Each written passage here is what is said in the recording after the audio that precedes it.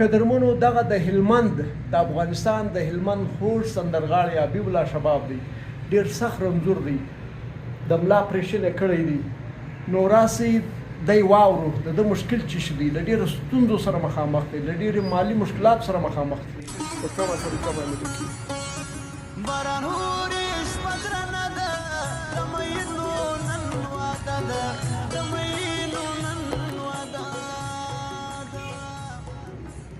په کندهار کې د ملا اپریشن ورکړی و، ناکامه شو. اوس یې کوټې ته را رسولی دی. تاسو خبر یاست چې هسې خو د پښتنو معاشي ژوند چې دی، معاشي حالت خراب دی. د چې کوم پیسې ولې په کندهار کې په خپل علاج باندې خرڅې کړلې، هلته علاج ونه شو، ډاکټرانو جواب ورکړي، نو بیا مجبور شو کوټې له را دی، دلې راغلی دی. نو د ده مالي مرسته به کوئ.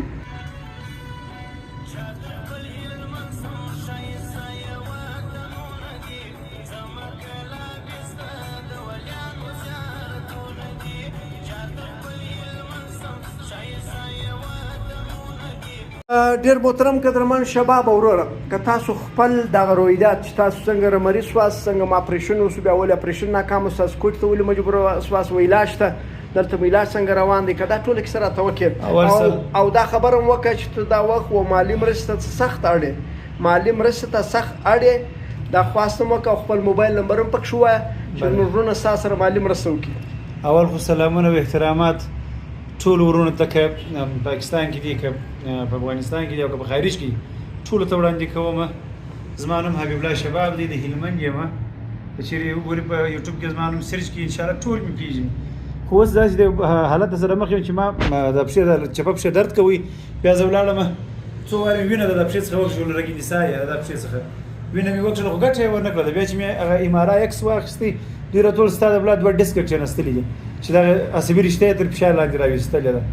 خو بیا هغه وایي چې عملیات مې هلته کندهار کې وکړي. کندهار کې چې مې عملیات وکړي، عملیات تقریبا تر ډېره حده پورې یعنې نتیجه یې سمه ورنه کړله. په دې سمه ورنه کړله چې هغه د ملا څخه مې یو رقم سپینې اوبه راتللې، یو رقم سپینې مایع اوبه راتللې چې زما پر سر باندې به داسې بوج رالی چې لکه په سر کې چې مې خونه ټک وي. دا رقم اوس یې ښه رقم دغه اوبه اوس ستا د ملا سره روانې دي؟ بلې دغه اوبه زما د ملا سره دا د څونه وخته اوبه دي؟ دا اوبه د سهاره څخه دغونې دي، خر فقط سهار د سهاره څخه دونې اوبه تللي، دا ستا د ملا څخه دا د ملا څخه تللي وو. نو دا چې اوس تر ماښامه پورې کېږي دا ډکېږي بیخي، دغونې اوبه اوس هم راسره روانې دي. نو خبره مې بار داسې وکړه چې پاکستان ته راسم دلته د علاج دپاره. یو څه چې مې درلود دلته خو په کندهار کې مصرف شولې. دلته چې راغلی یم پاکستان کې نه دونې شناخت لرو د چا سره، نه دونې تعلق لرو د چا سره.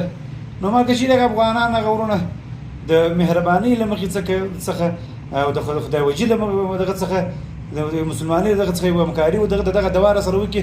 سرمان تاسې ولیدل دا څو سرمان بستري ورسره ته، یعنې یوه پیچکارۍ موږ ته دلته په 1100 روپۍ راکوي، یوه پیچکارۍ په 2000 روپۍ راکوي موږ ته. دغه وطاق چې زه اوس پکښې یم دا په 4000 کالداري، یعنې هره شپه پر موږ چارج شي دا وطاق. نو د ډېرو سخت دغه سره مخ یم، مالي مشکلاتو سره مخ یم. که چېرې هر مسلمان ور همکاري وکړي هم دې خدای خیر ورکړي، که نه وکړي ویډیو دې شیر کړي، خدای مهربان دی مسلمان پیدا سي همکاري را سره وکړي. خو ستاسو موبایل نمبر راوښیاست؟ زما موبایل نمبر خو زموږ د افغانۍ نمبر دی، هغه واتساپ باندې جوړ دی. واتساپ یې کار کوي؟ واتساپ یې کار کوي.